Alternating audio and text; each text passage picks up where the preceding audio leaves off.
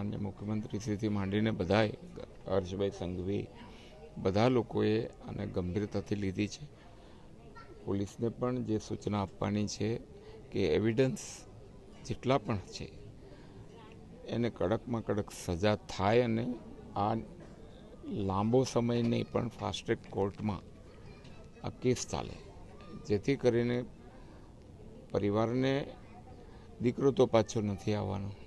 એ ખોટ તો સમજો કે એમને જિંદગીભરની છે, પરંતુ દાખલો બેસે કે માનવ વધ આવી રીતે ઘાતકી અને નિર્દોષ ઝઘડા થાય સામસામે અને કોઈ માણસનો જીવ જાય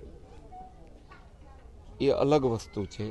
આ સેવા કરવા ગયેલો માણસ છે જેને કોઈની સાથે ઝઘડો નથી. જો આમાં દાખલો ના બેસે તો કોઈની મદદ કોઈ કરે પણ નહીં.